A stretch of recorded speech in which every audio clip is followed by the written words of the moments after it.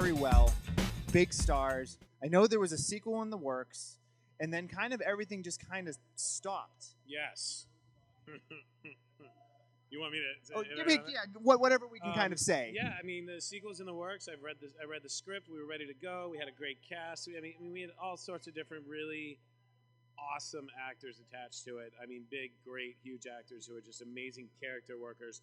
And I think the studios got into a little bit of legal battle back and forth as to who owns what. I guess I don't really know. They don't really. Right. You know, my name doesn't say producer at the end, but right, mumbo jumbo. That's I know that screws we were it up there. for everybody. I mean, it got to the point. You know, everyone was contacted. Contracts were out. Plane fights were being done. We were just a few sets were built, and locations were already scouted. Director was picked. I went down to New York twice and met the director. It was this great French guy named Laurent Brier, and he does videos like for Jay-Z and things like that. And it was going to be a rad movie. And it was already going to lead into part 3, and it's one of those films that just got stuck. And which happens, unfortunately, it seems like more often than not now. So after The Strangers, you kind of fell off, kind of took a break, I guess would be kind of maybe the best way to put it. Moved to Maine. Yeah. And that's kind of where Wicked Bird and documentary kind of come into things. Stacy, why don't you give me kind of the idea of how this kind of all came about? Well, my business partner, Jessica, and I started talking about starting a production company, and we decided that we needed a project.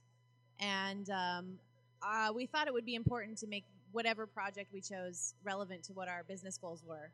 So we decided to do a documentary, and we decided to do it about New England horror as the fun story. But the story inside of the story is about whether or not New England has the ability to sustain its own film industry. Fast forward to, this is a great idea. Let's start planning. And then I remembered, we were starting to like put together the puzzle pieces. Who did we need to talk to? Who could we talk to that was relevant to our goal with the film? And I was like, Kip is perfect. And so it was literally me getting on Facebook and saying, I know it's been a while. I need to come up. We need to talk. And it was like a 4-hour coffee conversation. Kip's running around doing, life, and I'm like, trying to give him an elevator pitch as if like this was a business meeting, and he's like, whatever yes, it was great. I gotta be honest, I didn't even know what the documentary was about. I knew it was Stacy. I was like, you want about something to do with New England horror? Yeah, fine. I just thought it was more like an interview thing, and so I trust her, and it was funny because they showed up to shoot the first day, and I'm like, okay, so what's the theme of this thing? But it's turning into a really cool project. Right, yeah, and obviously we've been following it since its inception, essentially. But you had kind of moved on. You've got a couple other businesses because your other stuff is just as interesting as your film work.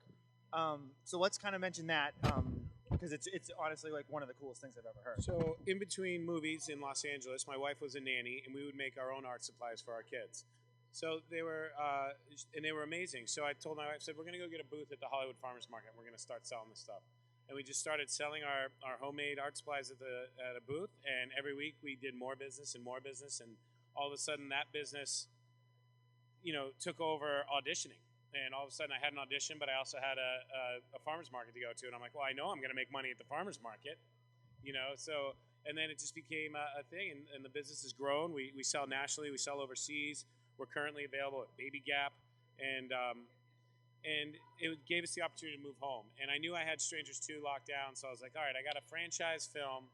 I'm out of here. I don't have to audition anymore. I'll be the guy in The Strangers, and we'll move on from that, But Strangers didn't happen, but the businesses did.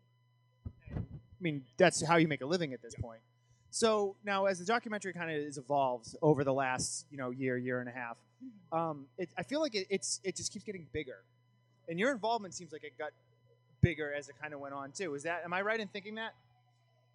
Yeah, it has. I mean, the storyline got bigger. We originally were going to just focus on New England horror as a general topic, and then as we started talking more with Kip and going, we went to a convention with him and kind of saw this inner story happening, and it was about, it turned into more, can Kip do this? Can Kip get back into acting while living in New England? Because his intent, he's not going to leave New England. He's living in Maine. It's set. And so what we decided was what we need is, an actor, a director, somebody who's just starting out. We need to follow a couple of different storylines to see how everybody copes with the resources that exist and, discover what we're actually lacking. Right. So yeah, it did help build out the storylines and the documentary tremendously. Right. So we had the Q&A earlier, and I actually asked this question. I had mentioned, I'm like, we know we were going to interview. But so I had mentioned that, you obviously come working in that big studio machine and working with, guys like Speedman and what's the girl's name? Liv Tyler. Thank you very much. And, working in the big Hollywood studio system, now going to essentially a startup production company and working with them, what are the most drastic differences? And is it easier to get things done because you can get, you can call Stacy, or kind of just the big differences, I guess? I mean, this is a documentary compared to a narrative, but I just think here for the general theme of films that are done here, most of it's passion, most of it's borrowed money from family and friends and Kickstarter campaigns, and so when everyone shows up to work, we've all agreed to go on this journey, so everyone picks up the slack, no matter what your title or position is, Whereas, when you're doing a studio film, it's all just dollars and cents. Get a good, everyone knows their position. You're the actor. When you come in and they say action, that's when you have your moment to say your lines. They cut, you get out of there so that the sound people come in, the lighting people come in, and they do their job. And, everyone just goes and does their jobs and goes home. And here it becomes more intimate. Has working with them and also just kind of the changes over the last couple of years kind of re-sparked or rekindled your fire for acting? I mean, I never lost it, but I just had the opportunity to grow these businesses, and now I employ 6 people in Maine, and it's a different world. But I'm at the point now where I've been out of it for a while, and the businesses are starting to really take off, and it might give me the opportunity now to have a little more time to get back to it and kind of hunt the roles down again. And honestly, social media is the way to go. I mean, anything I want to do, I can usually find any director through social media. It's everything at this point. I mean, that's how we always contact each other. It's like, I guess we text each other, but like a lot of times it's so much easier. You jump on Facebook, you tag 3 or 4 people. This is what's going on. You tell everyone what they need to know. Right. So, I guess in closing, obviously the documentary, you guys released the trailer today. Yes. The film is coming in 2014. We're obviously on top of that. What do you hope the average everyday person that sees the documentary, average everyday film fan, takes out of it? Well, I hope that the New England film fans take out of it a new knowledge of the existing industry in the area. I hope that they are able to identify where we can improve and help us build the community based off that. And I hope that people outside of New England take a look at this film and show a bigger interest, or I guess more curiosity. I mean, we are already being watched by LA. They're curious about whether or not we can actually have a film industry here. I hope that this is a narrative for them. It's a case study, that they watch it and that they see that, when we do work together, when we do build our communities, when we do put the resources together in one place so that we can get our projects done collaboratively, that, it's okay to come out here. You don't have to bring your entire crew. We can get it done for you. Just let us know what you need.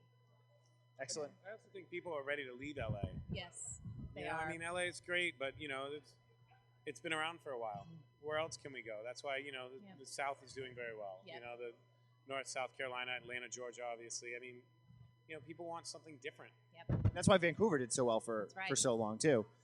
So Kip, why don't you plug obviously all your stuff you want to plug? Make sure we get the name out there for everyone. Well, if you have children and you need some natural art supplies made out of fruit, plants, and vegetables, go to www.ecokidsusa.com. And then if you want natural food coloring and sprinkles and a safe alternative for your children's food, go to maggiesnaturals.com. Stacy, what would you like to plug? Not that we haven't plugged it before, but if you would like to follow the documentary and its progress, go to wickediscoming.com. And if you'd like to follow Wicked Bird as a company and all of the other projects that we're working on, it's www.wickedbirdmedia.com. And like us on Facebook. Yes, ditto. That's that. Yes. Thank you, man.